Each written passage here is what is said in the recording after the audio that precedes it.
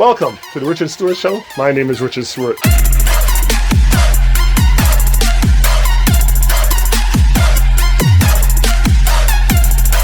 I'm a former national team player for the Canadian national team who won a silver medal for Canada in the 91 games in Sheffield, England. I also played at St. Joseph's University NCAA Division I in the Atlantic 10 Conference. Stewart again down the lane, no foul, they let him have it. Richard has 19. Currently, I own Advanced Basketball Canada, a program that teaches kids how to play basketball from the fundamentals to the more advanced. Two of the notable players that I've trained are Dillon who plays for the Memphis Grizzlies, and Brooks will go and jam it with the right hand off the setup by Moran. And Ignas Brazdeikiz, Brazdeikiz to steal, some contact, and we play on. Brazdeikiz, who plays for the New York Knicks. I also train ladies, and the ladies that are in university and have played in Europe as well. So I have a lot of ladies who have trained and are playing basketball. Welcome to the Richard Stewart Show. My name is Richard Stewart, with my co-host, Sandra D'Amata. Hey, Sandra. Hey, thanks for having me. Looking forward to our conversation today. Hey, we're going to have a lot of interesting things to talk about, right? So, today's current events. There's a lot of them. And sports. Also a lot of those. Or not so much. Not so much. Yes, this show. Look at that. Her Ronaldo jersey. Come on, guys. Think about that. And sports, entertainment, as I said before, entertainment. And we just love having her on the show and want to introduce you guys to her. And here we go. Hey, true believers. On today's episode, we'll be speaking with Krsolovic. Ken is the former head of media relations at St. Joseph's University, director of broadcasting and licensing for the last few years, was also an athletic director and head basketball coach. Ken, how are you, sir? Head baseball coach. I'm doing great. I coach baseball. I only know how to describe basketball. I don't know how to coach basketball. Did I say basketball? My fault. Yes, baseball. You are a baseball guy. Of course you are. How are you, my friend? I'm doing well. It's wonderful to talk to you. Hey, man, it's been a number of years since I last saw you there in Philadelphia, Pennsylvania, and just wonderful to hear your voice. Hey, tell me a little bit about what you thought of the days when Jim Boyle was coaching St. Joseph's University with guys like John Chaney. You had to interact with all these guys, media relations, John Calipari in Massachusetts. You had some characters to deal with in media relations. Tell me a little bit about that. It was quite a time.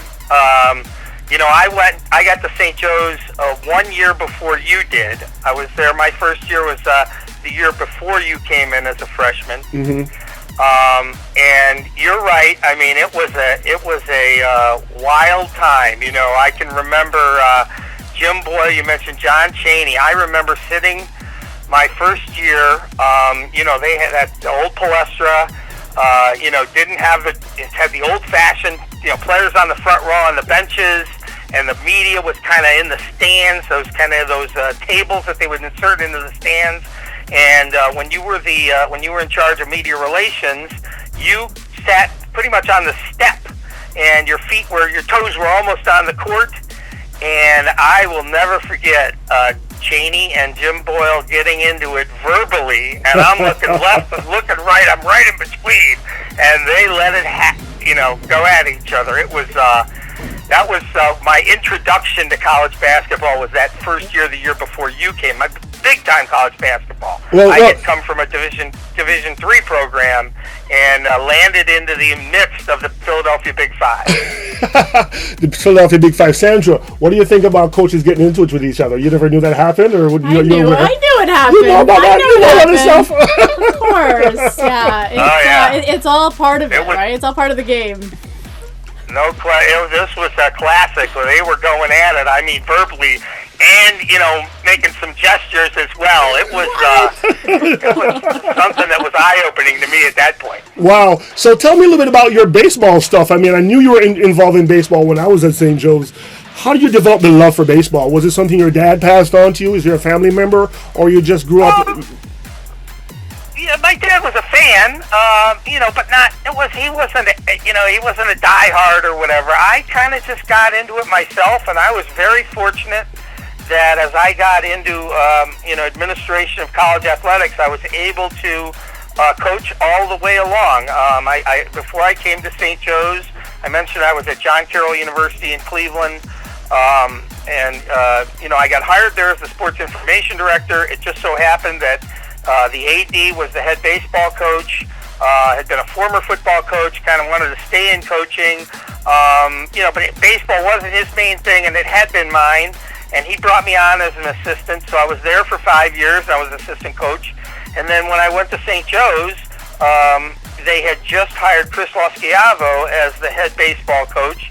He was just about to turn 24 years old. He was the youngest head coach in Division I. Wow. And we met, and I said, "Gee, I've been coaching." He said, "Man, I could use some help." And so I wound up coaching there. And then when I left, I became an AD, as you said, and was a head coach, and then stayed in coaching the whole time I was a college athletics administrator over 30 years. Well, Sandra, what do you think about the media and how it relates to the public? Because you have to deal with the media sometimes in your job, and you get directives from up high, just like he would get directives from the president of Father Rashford, who was the president of St. Joseph's University. Mm-hmm. And so what do you think about media relations and how it affects the public and in your job, too? In terms of like what we're allowed to say, yeah, what you're allowed to say, not allowed to say. Sure. I think it's a very interesting balance that we have to play when it comes to media. I think the media comes in looking at a specific angle and looking for a specific story, and sometimes our own beliefs. And Ken, you can attest to this, I'm sure. Sometimes our own beliefs may not necessarily align with the direction that our superiors want us to go. So it's always an interesting balance trying to navigate what the media wants and what you want to say personally and what you want to say in order to represent your organization. What do you think about that, Ken? She's on point with that? Absolutely. I mean, you have to have the media's trust. You have to have their trust that you are going to be fair with them, that you're upfront with them. But yet, that's the difference between being a reporter and being a media relations person, is you still represent the institution or the business or whatever it is. And so, you are always trying to, try to put what you represent in the best light. And so, coaches are volatile. They're in a volatile situation. Their job depends on results. That's right. And so, there's pressure there. And to try and make their image and their the way they come off, and paint that in the most positive light you can, that's a big part of your job. And, you walk the line a lot of times trying to service both sides and to be fair and to be honest. True, and I understand that, because in the heat of battle, throughout my years of playing basketball, I've had different types of coaches, Sandra. I've had the yellow screamer, I've had the swearer, I've had the guy that sat down with his hands crossed, and he just didn't say anything because he prepared us well. Yeah, Richard, I mean, the two coaches that you had, Jim Boyle for 3 years, and then John Griffin came in for your senior season, very different people. And I'm sure that part of Griffin's difference was by design. He wanted to change things, and have an impact at St. Joe's. That was a big change for me too, to go from Jim Boyle, who was an eccentric guy, very eccentric, and loved the game. Yeah. And if he cut himself, he was bleeding, crimson and gray. For sure. And John Griffin, to me, was a more corporate guy. Remember, he came from Wall Street. Is that correct? He's more from the corporate world. Absolutely. And so he was a different person to deal with. Sure. Mm-hmm. Yeah, if you recall, the media guide cover there that we did his first year was, from Wall Street to St. Joseph's. He was a stock trader, and, obviously had a basketball background. He had been out of coaching for a couple of years, had been at Siena before that, up in Albany, New York, and came back as the head coach of St. Joe's at the time. Don DeJulia had returned as the athletic director. Yes. And, that was an upheaval. And, John was a very, very different personality for me to deal with. Oh, we're gonna have a Ken. We're gonna have a whole show on Jim Boyle. His eccentricity. I mean, he was just a great character. This guy, his stories, his coaching methods. I mean, come on, Ken. Amazing guy. There was some. I could go on it. You're right. It could be a whole show. I'll give you one quick Jim Boyle story. Okay, go ahead. I will never forget this. I think it was it might have been your freshman year or the year before. I would normally go into the office the morning of. I would type up press notes and whatnot for the game that night. Yeah. And so I went in to say, hey, it's the same starting lineup, and it was around late morning or whatever, and he said, no, I'm pretty sure it was Kevin Baggett. He said, no, I'm starting Kevin Baggett tonight. And I said, oh, really? Like, why the change? Mm-hmm. And he said, well, I saw him in 7-Eleven this morning. Well, that's a good. I looked at him and I went, that's a good sign. and he gave me this from the look universe. like you idiot, don't you? He said it's karma. It's karma. I'm with him on that. 7-Eleven. 7-Eleven this morning. He's meant to start. He's meant to start. I got to start him. And he looked at me like, you don't get it? You don't get it? Ken Krsolovic, ladies and gentlemen, thank you for being on the program. We love having you. God bless you and your family, sir. Stay safe. Likewise. We'll be right back to our program. I would like to thank our sponsor. No sugar snacks! No sugar snacks! No sugar snacks! No sugar snacks! Hey, true believers, welcome back to our program again with my co-host Sandra, and we're going to talk a little bit about what's happening in the city of Toronto, especially with our homeless. Right now, there are thousands of folks who are on the street or in situations which are dangerous. You're talking about, with COVID, we have a lot of folks who are in domestic violence situations who need an opportunity to get out of there and save themselves. We have mentally ill people walking on the street. We have veterans, people like that. And as human beings in this city, with a rich country that we live in, I really believe that we should be able to take care of all these folks. I'm really worried about those who are stuck in the house with this pandemic, who are in abusive relationships. And where do they go and who do they call and how do they get help? And these are serious issues of today. My co-host here has been helping people for years. And like I said in my first program with her, a helpful person in the community and around this world. Sandra, what's your take on why the government has not, say, fully funded homeless shelters, built new shelters, built places for the homeless? What is that about? What is that about? What is that about? You know what? It seems like so the homeless population, first of all, has existed for years and years and years and years. And I think when we have things like COVID, when we have things like even a winter, extreme winter, cold alert, and extreme heat alert, people notice a little bit more. For the rest of the year, people don't tend to notice, don't tend to talk about it. You won't see it in the media so much. But things like this happen, and then of course it comes to the forefront. Why is the government not doing it? So it's a really interesting question. It's a question we get asked quite often, and it's not an easy answer. It's not an easy answer, and I'll tell you why it's not an easy answer. So, first of all, shelters or different populations in Canada are funded, and different services are funded by different levels of government.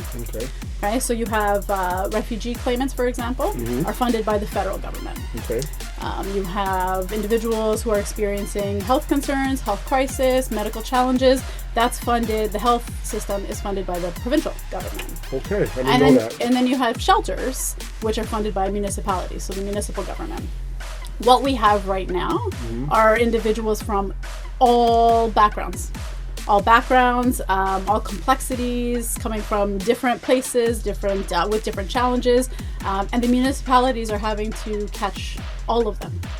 And the funding, as you know, with municipalities is limited. It's limited. Sure. And what you're seeing is that struggle for, who's going to pay for this? Who's going to pay for this? Who's going to pay for this? Do you think a strong component of that is, for example, if I'm a mayor of a municipality and those folks are not voting for me, those folks are not contributing to my campaign, is that what you think one of the... Because I'm thinking that when you go into public life, you care about people. You have this altruistic view that, hey, you know what, I want to make a difference. When you get in there, what happens? The piece of the pie is so small, or those people don't vote for me, and those people don't contribute, so how do I advocate for them? Is that what you think happens to these people in power? I don't know. know if that's the case. I think when you're in power, when you're the mayor, for example, representing a city, and a city as large as Toronto, your interest is spread thin, right? You have to cater to everybody's interest, and the reality is not everyone's interest is in serving the homeless population. You have a lot of individuals, a lot of residents in the city of Toronto who have no interest in putting funding towards the homeless, who look at the homeless as you chose to be here, you chose drugs, you chose mental health, you chose domestic, you chose these paths, right? And it's really problematic, but that is the reality. Is you have a lot of individuals, whether they're so open about it or not, who don't want their money going there, who don't approve of their money going there. You know what that reminds me of? When the opioid epidemic hit white folks in America. Yeah. All of a sudden, money was going into opioid addiction counseling, and I care, because their sons and their daughters that were taking all these opiates in the Northeast. Families were getting destroyed. Even we're talking about the late great Anthony Bourdain. Yeah. And he talked about his drug use. Yeah. And then he went back to the Northeast and did a segment, and he was like, "Wow, there's services here now." And they're like, "Well, yeah, people that look like you are getting it, and the powerful cousin." Daughter, son is getting it, and will that be what it takes to change some of the situations in your situation? What about food? I don't know. Is the food shortage, right? Is there food shortage in the world? No, but there's food shortage for the homeless, right? There's a lot of shortages for the homeless, but I think the solution is so much more complex too, right? So when we see the homeless population, we just think automatically, not we, just as a society, we think substance use, mental health, choice. Choice, they choose choice is the big one, right? But what we're seeing in shelters is obviously very different. Shelters, or individuals who are sleeping rough or sleeping outside, we're seeing shelters being that catch-all for everything. So we have seniors who are experiencing dementia, who have been working their whole lives, but now have no one to take care of them, who are living in shelters, right? We have individuals who are dying with cancer or receiving cancer treatments that are staying in shelters because they don't have anyone to take care of them. So what about the ODSP and those things? I thought that was for people who had some mental issues and some like health issues. You mean it doesn't catch those folks? Don't they get housing through ODSP and all that? No, they don't get housing through ODSP. So ODSP works the same as welfare would. So Ontario Works, right? Which is you get a monthly stipend. You get a certain amount of money per month. And if you're looking at the ODSP rates, I don't know what they are right now, but they're extremely low. And so when you're looking at the lack of affordable housing in the city of Toronto and elsewhere, really, when you're looking at the ODSP budget, you get a few $100s for shelters, for any shelter. And in the city of Toronto, you can't even rent a room for what you're given with ODSP right now, right? That's and these are for individuals who have very complex issues, who require funds for, medications and treatments and medical appliances, equipment, things like that they need just to survive, on top of your basic needs, on top of your food, on top of your hygiene products, and it's not enough. It's not enough. That's terrible to hear. From a perspective of staffing, is there adequate staffing, and are the staff given the help that they need in terms of mental health days or even family leave days for when they get pregnant, and even for the men who have a wife who gets pregnant? I mean, do they get enough support, the folks that were employed to help the homeless? I think like everywhere, it really depends on where you're employed too. Self-care is something that this like social service field promotes. We know that it's important. But again, you're looking at funding, right? So do we have the funding for appropriate self-care? Do we have, are we paying our staff what they deserve? So I'm very fortunate in that I work for the government. And so I will say for the government, we do have programs like the Employee Assistance Program that employees can use if they need that additional self-care, and that extends to their families. We do have things like federally funded, your maternity leave, paternity leave. We do have all of that. We do have a pretty extensive sick bank. But can I say that across the board for all organizations serving the homeless and their employees? No. The thing that I saw, and being from Toronto and traveling around, is I see more Indigenous peoples, First Nations peoples come into the big city and fall into the gaps, not being able to access housing, not being able to access a living wage. You know, how is that impacting you guys? Do you guys see a lot of them coming in? And again, they have a lot of abuse situations coming from where they're coming from as well. What do you see there? Yeah, it's we've always had a high number of racialized communities, of the Indigenous population, as users of the shelter system. We always have. We've always seen that.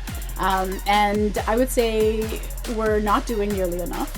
We're not. We have a few programs across the city, different organizations that will work specifically with Indigenous population. But it's not enough. I mean, we know that it's not enough. And we've tried, we've implemented a lot of things in the shelter system. So we've got counselors that are specific to working with the Indigenous population, which is a great start. But of course, there's still so much that we have to do. You know, it's amazing to me, folks. And as Sandra's given us the view that I didn't realize there were so many layers of different governments that are responsible for the funding. But, you know, one of the things I see all the time, guys, is dichotomy in situations. And one of the things that I saw recently, and it just came to me, is that during this pandemic, all of a sudden the government had $2,000 to send out to people. All of a sudden the government was going to pay employers and do all these things. And the First Nations people, Indigenous people, couldn't even get clean drinking water. Yeah. If you spend $1 billion, clean drinking water to all of them. If you spend $1 billion housing for, you know, I'm not giving you numbers that are scientific, ladies and gentlemen, but think about what $1 billion to do to that population of folks up there with no heat, falling apart schools, no drinking water in 2020 in one of the richest countries in the world. I mean, Canada has lumber. We sell electricity. Just think about how much water goes over Niagara Falls, for example. It's crazy. And bauxite, gold, platinum. Canada is a rich country. And you want to tell me that those people are living like that? Think about it. So when you get your COVID check and you want to go out and waste it on something, think about those folks. Think about those folks, ladies and gentlemen. Is there any way, or what is the process of people donating to shelter systems and stuff? Is there something that we can do? Yeah, I mean, I think not the government shelters, but there's a lot of nonprofit organizations that are out there serving individuals who are homeless, that do accept donations, that accept donations of, you know, new clothing, gently used clothing, and various supplies. So even just household items that you can donate. Furniture Bank, for example, you can donate used furniture that will now help individuals set up their own place when they are able to get it. So there are definitely a lot of places. But I think an interesting point that you made too was that emergency fund that's come out, right? So the government has given that emergency fund, and they've given it, and it's been $2,000. That was the magic number, is $2,000. For years and years and years, advocates have been arguing for a living wage for individuals. Yes. So you look at the government has now determined that $2,000 is the amount that they're going to give everyone to help them survive. But when you look at Ontario Works and you look at someone who's been living on that. It's like $500, $600, right? Yeah, ridiculous. And so it's interesting, right? Ridiculous. So yeah, it's not hard to see whose interests are being served and whose aren't, even in times like this. Wow, what a discussion we had today. Thank you for joining Sandra and I on our program. And you know what we see on this program? Little things turn to big things. God bless you.